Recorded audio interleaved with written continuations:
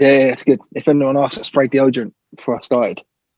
Hi, welcome to the Dance Party 247 podcast. We have DJ Envy, I'm DJ T, and our special guest today is Sam Saint. Unfortunately, we don't have the infamous, ever uplifting DJ Wongi. He's down lifting today. He's crook with a little tiny little jab that's about that big, and he's suffering. So unfortunately, he's not with us today. He's gone straight to bed.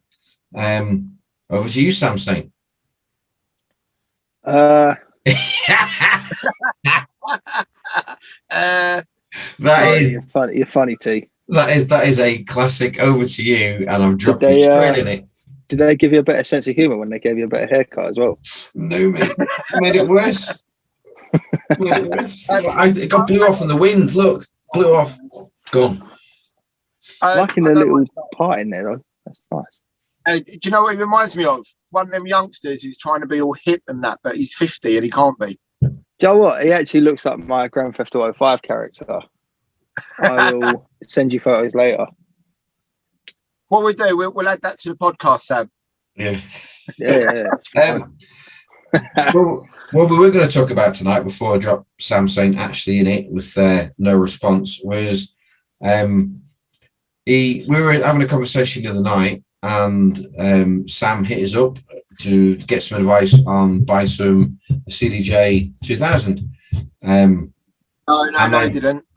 Pardon? I bought a XDJ 1000. I phoned up for the CDJ 2000. Yeah. Oh, that's right. Sorry. That's right. He did, actually. He asked us about the CDJ 2000, and we said it's half decent price. And then this is where you're going to take over the story, Mr. Saint. All of a sudden, you went, "Hang on, it's got a message." Yeah. So obviously, as T just said, I was talking to these guys, and what was meant to be a 10-minute conversation inevitably turned into a 2-hour, 3-hour phone call. And while I was on this phone call, I got a text from one of my fellow DJs, and someone that kind of brought me into the industry and showed me. And he told me that he was selling some stuff. So now, my ears have perked up. I'm like, hang on a minute, guys. This guy's just said he's got some gear. And he said, what's he got? XDJ 1000 Mark IIs and a 750M mixer. So I'm like, okay. Well, this makes much more sense than just buying one CDJ 2000. And so we got the price, we got the details, and I was peer pressured and emotionally pressured into buying the XDJ 1000 Mark IIs. Not that it really needed to happen like that, because I was always going to snap them up. They are a really quality piece of kit. And these are actually what I played my first live show in a club. I've actually played on the very same decks that I use now on Dance Party on Saturday nights. So overall, just a brief description about the turntable itself, like what it does, the quality, the robust. Is it robust? Is it an overall good deck? So we'll leave that up to you, Sam, to describe what you think about the deck, and then we'll tear you apart. I can't say what I want to say because we're on podcast, but we'll come back to it. So yeah. So obviously the XDJ 1000 was based on the CDJ itself in terms of layout. So it's very, very similar. So obviously, with Pioneer, that whatever you're buying, it is quality. It is sturdy, it is robust, it does the job. It's exactly what it says on the tin. That's why you pay higher prices for Pioneer than what you would some other brands. So I never really worry about any quality issues as such with Pioneer, but I love the layout of the kit. Nothing's too close. There's no, you're going to do one thing and you catch another thing. The biggest learning curve for me was the mixer, the 750. Obviously conjoins the two, and that's the most important part of it, really, I guess. So the XDJ itself, I knew what it was going to feel like. I kind of knew, but it was the mixer that I needed to learn about the most. and I fell in love all over again with the whole kit, boys. I really have. I can't stop looking at it, as you might be able to tell. It's literally just right here. So yeah, in terms of jog wheels, it's the same size as the 2000. So yeah, you've got large enough jog wheels. Obviously, for those that don't know, I've just upgraded from a DDJ SB2 controller. So you can imagine. Well, we showed that is literally the size of the mixer, because we put a comparison the other day, didn't we? When you first got them. Yeah, that is. So them sort of things are great if you're on the road and you're doing mobile gigs. The small controllers are fantastic for that sort of thing. But if you want to take it to the next level, you've got to have a proper bit of kit in you. You've got to have a proper jog wheel and a proper mixer sitting between the two turntables, 100%. I mean, it's down to the little things as well, which not every DJ necessarily uses. So obviously on the SB2, the effects are up at the top, and you've got 3 buttons, and you load what effect you want via record box. Whereas obviously now with a proper setup, all my effects are on a mixer, so I don't need to mess about with record box. You don't even need record box to use these. Obviously the USB, and it just kind of cuts out that whole, it cuts out the middleman, and you do what you want to do with these, and that's it. There's no messing about. There's no laptop. There's not necessarily record box. You've got everything that you need to in the bit of kit. Yeah, great for learning on, like I did, and great, like you say, for mobile DJs. But if you're trying to go to that next level, it always looked to me that you would tiptoeing around the mixer. Yeah, yeah, you did. And when we did the setup, Sam hit us up and did a setup again, like a professional does. He's got a new piece of equipment, even though he is experienced enough now to actually do a setup.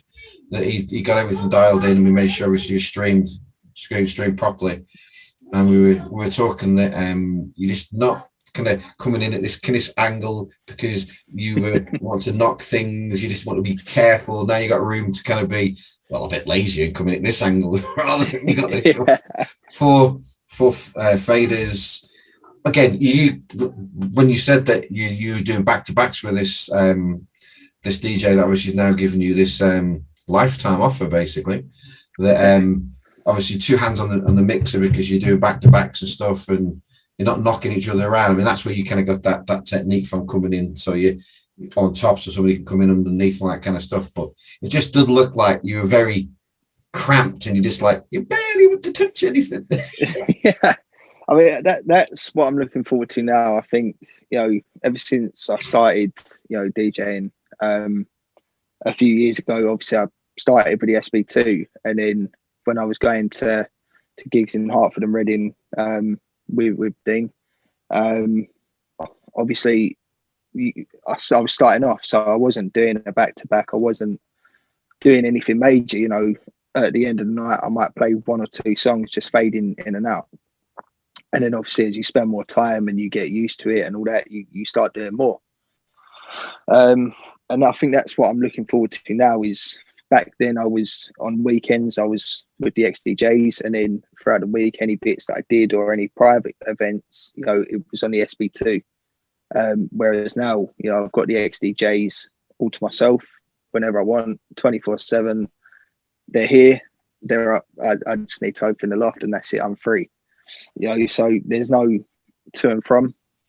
It's just XDJs all the way now. So obviously the more shows I have with them, I'm sure the more comfortable I'll get with them again. Obviously being out of using them for nearly a year and a half now. So do you find it easier to mix on them than you do the SB2, just because of the flexibility and the way the XDJ and Pioneer generally put their equipment together on their proper systems?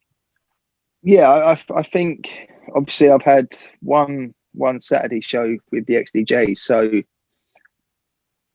after not using them for a year and a half, it's kind of hard to go, I'm 100% comfortable. Obviously, any DJ will know their own equipment, And it's like driving a car. You pass your test, you drive. Once you don't have a car for a year, you're gonna second guess yourself and think, "Oh, am I doing this right?" So Saturday, while I felt comfortable, I knew I was comfortable. I was also in the back of my mind, right? This is how, this is where this is what that is. So I think overall, in a couple of weeks, I definitely will 100% feel much more comfortable on the I guess you're thinking it through, like you said before, when you learn to drive a car, you think, well, I've got to change gear, I've got to do it, rather than just automatically just do it. Think about it. Sing on the radio. Yeah. We don't text in this country because we get fined, but we can do other things. There's capacity to do other things, not the basics. I do think, in a couple of weeks, certainly, I won't be thinking things through in the back of my mind. It will be a complete different world, and there's no looking back. I'm 100% positive on that. What I find when you get a new piece of equipment, it takes a little bit of while just to dial it in, like you said, with a car, and to know the ins and outs of it and the peculiarities of it. New car, old car, new equipment, old equipment.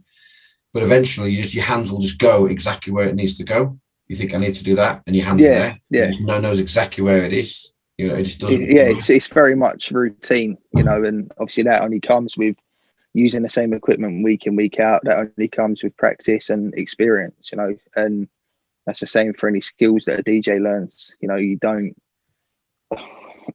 start DJing by knowing how to mix properly or anything like that. You learn it all. There's some DJs saying that have been mixing for years and still can't mix.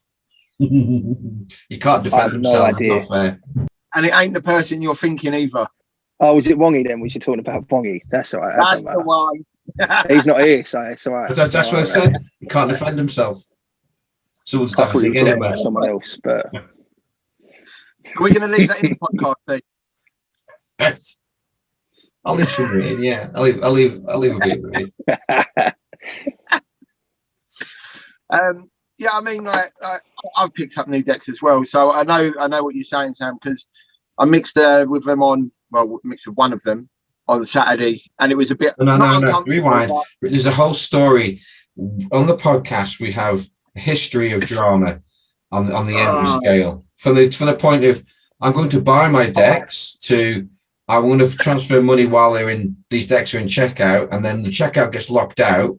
And he locks himself out. They don't go back into the website for 4 hours.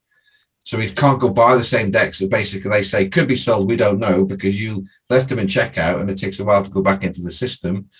But there's more drama with these ones as well. Please explain. We've got a podcast, so you have time to explain. Okay. So Sam had a nice smooth transition from his SD2 to his XDJs, yeah? Yes. This is me. This is Envy's drama as a general day-to-day life, right? So I bought some new decks. Well, they're new to me. They're second-hand, but they're new to me. I ordered a pair. They come the next day. Just super excited. I'm like, gonna smash it. I had a show that day. You need to tell people what they were. What are they? I haven't got that far yet. Right. Okay. You just sit there and put your hat down on it. Your story. So I'm super excited. Got them out the box. The Denon SD2 900s is what I got. Right, superb decks. So I set them up in between my neighbour coming in, going, "Can you come in? We do some digging." Blah blah blah. I tell you, I was on the phone to you at the time when I was trying to do everything at once. So I got them set up, and then I went and helped my neighbour. I come back, right, gonna have a mix now, just to get to grips with the layout and all that. So I played one track and then I mixed into that. Sweet as, absolutely sweet, not a problem. Go to mix out back into the other track, and I'm like, is it me? Am I having a bad day? Speeding it up. We weren't going in. We had an average day, Envy. A normal day. I know. And I'm like, you referred to somebody who'd been DJing for years and couldn't mix. Now we know who it is. Yeah, but when they hear the rest of the story, they'll know it wasn't my fault. So I'm like, all right, I'm gonna slow it down. So thought we might have just been having a bad day, overexcited. You know what it's like, isn't it? And then I tried to do a spin back with it. So push vinyl mode, spin it back, nothing happened. So I'm like, right, okay. Right, something's wrong. So I'm going through the settings. I'm messing around anyway for about half hour. I'm messing around with this Poxy deck. And then I'm on the phone to T, and then we went through. We run through some problem solving, and it actually turned out the pitch control didn't work and the platter didn't work. How frustrating is that? And I'm banging my head against the wall trying to get this to work, and it was so annoying. So I took it back to where I got it from, because I bought it from a proper shop. They'd all been refurbed, and well, apparently they'd been bloody refurbed anyway. I took it back, got a refund, and I've actually found one just down the road from me, which I'm now going to go and pick up tomorrow. So life ain't too sad, but I was rather pissed off, and you better leave that in there as well, because I was really was not in a good mood. And I done my show with one Denon deck and one Gemini deck, and I tell you what, I watched it back,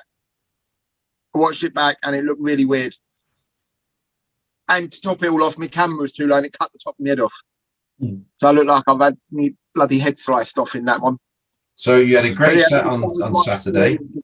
Well, we might as well go down the drama. We'll you have decks, you take them outside, you play, you come in. Never that simple, is it? That's right. So Saturday just gone, or it'd be 2 Saturdays ago by the time this podcast goes out. I decided on a bit of a whim, I'm going to do my show outside. I found a way of connecting it all up to my phone without using an iRig. Anyway, long story short is it all worked in the studio. I took it outside and it did not work. It would not work. It would not. I was stressing beyond belief. I literally, with 10 minutes to go, 20 minutes to go, I'm in here getting computers out and PC monitors and running massive Ethernet cables to my router and all sorts of problems. So that's just a general day in the life of Envy. Nothing but stress. To be fair, I think Saturday was a pretty messed up day for all of us, bar Mr. DJT up there, who had it nice and easy, you didn't he? Exactly have a good day either, Sam, did you? No, Sam, I haven't done the sound test. Go on, tell them what your mates were telling you on air. So obviously, as T said, done the sound test. Lovely jubbly. All right, lovely.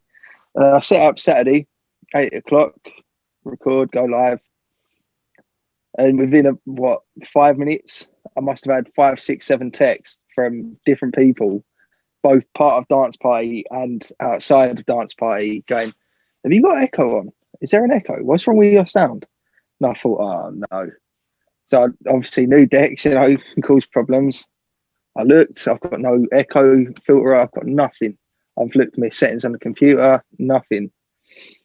And by this point, we're kind of thinking, well, what can I do? It's definitely not my end. So the whole 2 hours spent it with an echo. And obviously, Echo. Right. Too soon. It's still quite sore, to be honest, T. You can imagine how annoyed I was on Saturday night. How annoyed you was because we called you afterwards. I got a text from T about, mate, obviously T texted me about 5 to 10 just before I'm finishing, going, "Can you give me a call after?" I said, "Yeah, of course, no worries." And every time the word echo was mentioned, he'd done exactly that. After a 2 hour set where I am so wound up, it's a joke. Not like me. I thought I was going to make this grand entrance, and all I got was an echo. And all I got after was that. Hang on though, the story doesn't finish there, because then you decided to offload your good luck onto the management. Do you remember what happened when we tried to raise it? We thought the issue was restreamed by process elimination. I don't honestly do not want to talk about them Muppets at Restream. Right, so I'll explain a little bit. So that geezer just irritated me to high heaven. My face, I put too much light on. My face blends out like that. Look. So further back. Further back. There you go. So what we did in between when Sam was on air, we got to the thought process that not much we could do. Just let him carry on as either would stop or reset, and we didn't think that would actually help. Envy and myself did a sound test with Nubia, the new trance DJ from Egypt, and we put him on another restream we have, and he had the same issue, exactly same issue. So at that point we knew it was a restream end problem. So after Sam had been told, we thought we'd report it. We changed players out and all sorts of stuff, and got DJs to go different ways. Eventually they got sorted, so they were good. So then we had the time to report it, and 2 customer service agents later, they didn't believe that we had 2 separate accounts, 2 people on different sides of the world with 2 different setups. One has basically an XJ system, Pioneer. The other one has an RX, so an XZ, wasn't it? An XZ setup, yeah. Basically, one was going through OBS, one was going through Streamlabs, and there was not an issue. And we played them back. They said, "Can you prove? Have you got any video of it?" Yeah, not a problem. We sent it to them, linked it to them, and this unfortunate person is. Hey, can you be honest? What we really thought of him? Wongi was getting really angry, wasn't he? The funny thing about that was Wongi had only dealt with it for 5 minutes. You guys had been dealing with it since 10 o'clock. I was trying to feed the baby and asking Wongi, "Can you just write this for me?" As a reply, yeah. And then he was getting really, really cheesed off. This guy said it was perfect audio, couldn't hear anything wrong with it. I said the comparison, which was my set before, was saying you can clearly hear there's an echo. Sam's mates heard there was an echo, and he was like, "I can't hear it." I'm like, "Really? You cannot hear it?" Anyway, the issue had gone. So whether it was just unique to us or I have no idea, but they didn't believe. And we, to a degree, thought, is it really an issue? But then obviously the recording was there, and the recording was phased. He didn't even know what phased meant. He said, "What is phased?" It was like just a very small echo when you got 2 things that are just out of phase. And it's like, oh, okay. It's like, you're supposed to know what you're on about here. It's audio visual experts. No, they're not. What they do, they have a script, and it's about this big. Of course, and it's called the Idiot Guide to Helping People Online. Excuse me, God, she knows. Just have a preset number of ideas, and it's some spotty 16-year-old on the other end who's thinking he's quite funky in terms of answering really snotty. And then having gone through this process, I mean, they have to escalate certain things, fair enough, but then to reiterate, to go through the whole process from the very, very beginning again. So, because he got the wrong end of the stick, it's like, well, how about just go back and read it rather than just having to rewrite it? And it's long-winded. It's like, he wouldn't read it, would he? No, he wouldn't do it. Anyway, pass on to another agent. The other agent had a little bit more about him. We got a little bit further down the line, and he was the one who just couldn't hear there was an actual issue. So not only is he, incapable of solving a problem, he couldn't even hear the problem because he's bloody tone deaf. Yeah. So the mad thing is that I actually left the phone call halfway through while these guys were still working hard trying to deal with it. Obviously, I was in a bad mood anyway. So I actually didn't know that you went through to a second agent and then had the same problem and a different problem. Yeah, it was a little better. He got a little bit further. He says, "Have you got some recording so I can hear the issue?" Because there's no issue logged at our end on the servers or anything like that. And we thought, okay, brilliant, you'll actually hear this now, that there is an issue. Yeah, which does sound like it was just a very simple effect on your mixer. That's how simple it sounded, isn't it? It's like kind of effect. Yeah, but not for 2 hours, though. You wouldn't leave the echo on for 2 hours. He went, "Can you tell me when it started?" It was like, "Can't you tell us from the very second it started, all the way through?" He went, "No, it sounds perfect to me." He says, "That's great quality." I was like, "What?" And I went, if that's great quality, we'll never stream with you again because that is not the standard we're used to at all. I mean, you wouldn't want that geezer DJing at your birthday party, would you? Do you know what I mean? Can you imagine it? It takes all sorts of people, and at one point I thought, well, it's just got to be us because we're DJs. The sensitivity, what we pick up on, is going to be a little bit more than perhaps the average person. Although, like Carl said, more people are getting more educated nowadays. But Sam's mates, all his mates that were listening, basically said, "You've got an issue. You've got an issue, mate." Look, you ain't got to be able to mix to know that it sounded like there was two tracks playing together. Envy got it right. It sound like you're in the toilets or before you go through. Sometimes you got double doors before you go to a club. It just sounded like echo. You're outside the room. That's what it sounded like.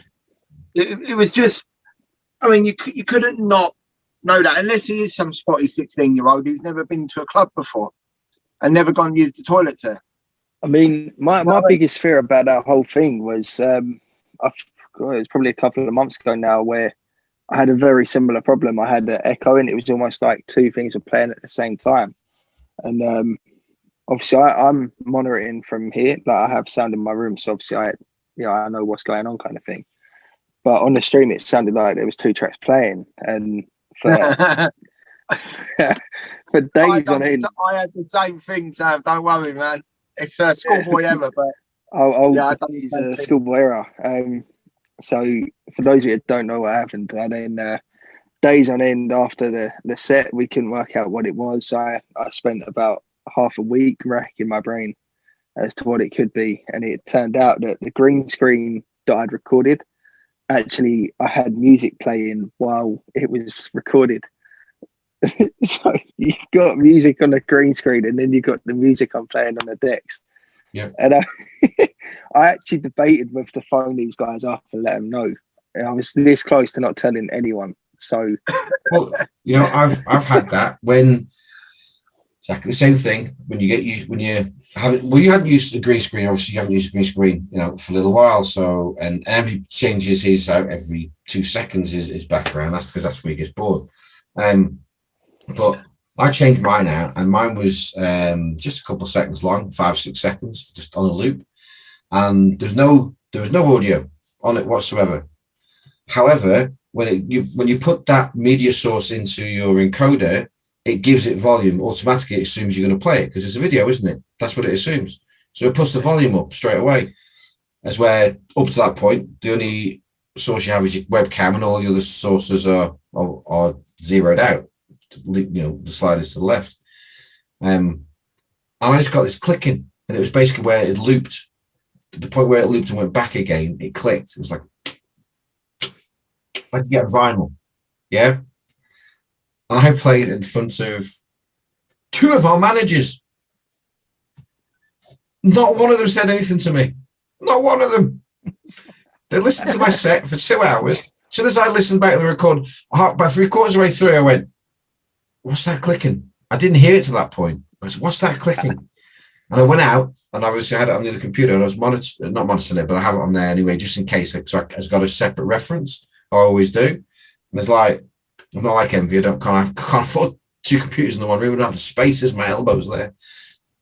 Sorry, mate. Yeah, so I'll just nick my kids' computer. I actually had room for a 3rd computer. Yeah. Well, I'll just nick the kids' gaming computer next time. All right. Anyway, like you did. So goes to the old dual core, the old Abacus, winding it up outside, and I can hear it. I go, right, so it's not me then. So what is this clicking? And I realized that every time there's a slight glitch, obviously when it loops back because it resets itself and it's not a seamless loop, that's when it's happening. And I went, volume. Yeah. Right, I had downloaded a video from YouTube, hadn't I? To play in the background for one of my shows, and forgot it had music in, and I didn't mute it, and all you can hear is EDM mixed from my bass house, and it sounded awful. It sounded really bad, and obviously in the room, like you say, you can't hear it when you're mixing because that signal's going out. You don't hear it, so I was none the wiser until someone told me. Yeah. I was just thinking, you just said that you're in the mix with your Denons, yeah? Denons? You had 2 Denons? No, Denon. Wait there. You you had two Denons, and you couldn't for about 20 minutes. and you couldn't mix them because one was busted. Yeah. And they did a spin back. So what you're saying is you're giving a little secret away there is when you're effing up, get out of it with a spin back. Yeah. And the spin back didn't work. That's not actually what I meant. That is a classic. I'm messing up here. I need to get out of this mix quick. Spin it back. Even that didn't work. I know all your tricks. In my defence, the pitch control didn't work. The platter didn't work in vinyl mode or CDJ mode. I wouldn't bend it, would it? It wouldn't do anything. But when you're in the mix, you don't hear it. When you're trying to use it in CDJ mode, you don't hear it move. Do you? I would have loved to have seen it going. It's not going in. It's not going in. I was not happy. But touch wood. The other one is sound. So we've heard a little bit what Sam has to say. What do you give your appraisal of the Denon SC2 900s? I actually think they're really good. The loop function on there is brilliant. It's just getting to grips with it. Pitch control is really tight. The platter's good. The only downside that I can find with them is the linkable feature only works when you use Traktor. That's the only issue. But if you can mix, you don't need the linkable mode. You can link them and share USB. You can do that, but all the other features that the link mode actually offers, you can't use, like BPM sync and. Well, primarily that's what you wanted, though, isn't it? Just use one USB. Yeah. So, to me, I don't sync anyway. I don't press sync to get the BPM. You know, we won't mention who we're talking about there again, but they don't use sync. They just press sync to get the BPM, and that's it. That's all they do. What was I saying? So you were talking about the Denon before we get really interrupted by the postman. Dustbin in it, as if for park life in it. It really awakened. The Denon is the equivalent to the 900 Pioneer, pretty much. I've got the same sort of features, the same abilities. I actually think the Denon looks better than the 900. The only downside to the Denon is the small screen, which is really disappointing. It is quite small, but it does load fast. It works with Engine Prime, which I've now got. I can't really complain. For what I paid for them, I paid 460 quid. How big is the screen on it? It's quite small. I mean, you got the whole thing's like that, and it's only kind of like that. Oh, okay. It's not even a flat screen. It's curved. I'm talking to the guy now when I'm going to pick up my other turntable tomorrow. So yeah, I'm looking forward to this. I can't wait. Finally, and I'm sure Mr. T can't wait either, can you? No. Because what you got coming? Some hand-me-down Gemini. They're good decks, mate. Why do you keep them? Well, because I sold my car and I was like, well, I might as well upgrade, innit? I'm not exactly flush at the moment. Things ain't going my way. We've got no bars and clubs open. I can't earn no money. I don't have a normal job. So I sold one of my cars. And I wanted some newer decks. Yeah, so we'll all have new decks to us in probably by the time this podcast goes out. So it depends how nice you're going to be. What I will say before we finish is that for those who are interested in getting out there, look long and hard, because we have looked. Certainly, Envy and I've done our research in terms of what DJ kit is out there in terms of turntables and stuff like that, and mixers. There's not a lot compared to last year. It's really quite scarce. Even new equipment is waiting to come into the country that's not manufactured. Can't get it in. No, I mean I was going to get a Gemini MDJ 900 tonight because they do all the linkable features that I wanted. And for the amount of money I had to spend, they would have been great. They but there was like a 2-month wait, and I'm not the most patient person in the world. If I want something, I want it now. End of. I mean, here in the UK here, we have a couple of decent pawnbroker shops that actually sell a lot of DJ equipment, and you can pick up decent stuff with a warranty, and they 24-month warranty I got. Yeah, and they even they are quite thin on the ground in terms of quality DJ equipment. It's really, really scarce, and the prices are going back up again for second-hand equipment because there's not much out there. And when you say scarce and quality, we use that word very thinly, because quality was not what I got. Not on this occasion. No, well, the quality of the person checking that it worked. Yeah. Listen, if anything's dodgy, it's the organic thing, using it or checking it.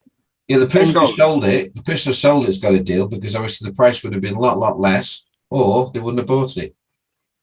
Yeah, so the person's got away with it. Yeah, the person didn't do their job and put up for resale, and it's not as described, is it? It's not fully working. So, anyway, everyone's going to take us out. Oh, he's frozen, isn't he? He's frozen. No, yeah. Get even on a podcast, yeah. Well, no, what it is, I've got the things are messaging me about the new turntable, and I'm like, I'm trying to read it, and not. You can't do it subtly. Mate, no, well, I ain't got my bloody glasses on. Let me put the glasses on there. Mate, you were perfectly still. Like, that was amazing. That's mannequin challenge. As good as he's trying to actually be still and look like he's listening, his eyes are averted over to the side, and he's being quiet, which is not envy. Something's wrong. It says, glasses. They wonky. No, just show you, mate. One's too high, one's too low. It says here, okay, no problem. It's all boxed up. But yeah, okay. Thank you for listening to the Dance Party 247 podcast. You've had myself, DJ Envy, DJ T, and our special guest today is Sam Saint from Dance Party. Don't forget to like, subscribe, click the notification bell for when we release a new video, and we'll see you next time. Stay safe, everyone. And we'll see if next time Wongi made it through or not. Just before we go, when we end the podcast, I think Wongi is going to die.